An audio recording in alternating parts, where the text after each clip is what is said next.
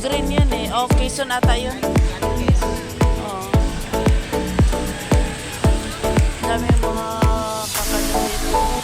Ito yung pinakalumang simbahan dito sa ano ba yung tawag dito?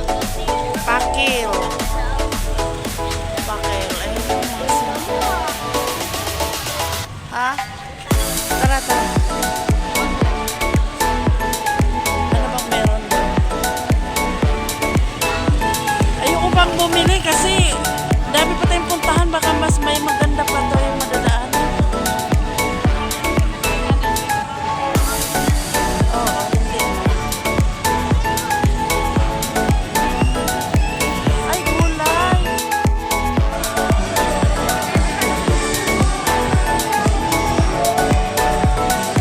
Ano naman to?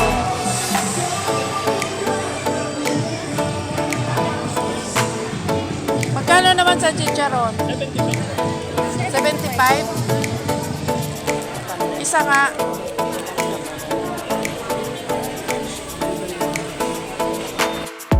So ayun guys, magkakot-libot muna tayo dito. Mamili tayo ng mga prutas-prutas. Uy, anong prutas yan?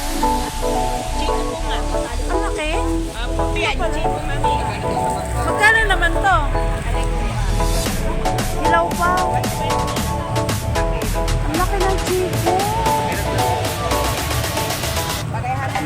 Magkano kilo?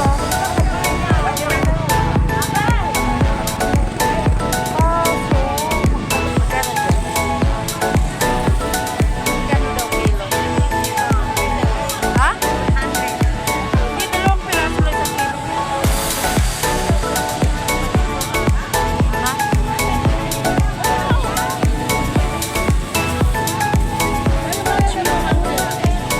Hilaw pa? Hilaw pa?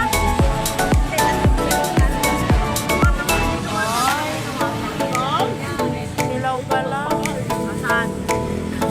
Ayoko muna bumili kasi marami pa tayong puntahan. Baka meron doon din mas maganda.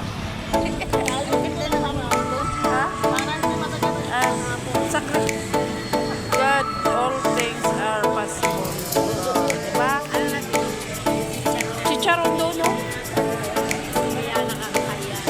Hindi ko alam. Ha? Ha?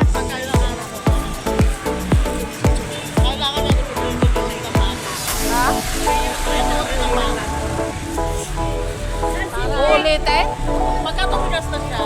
Ay, hindi naman. Ito yung magkano ko muna tayo ng Kumunat? Saan sila? Saan sila? Iwan ko, nasa loob pa siguro.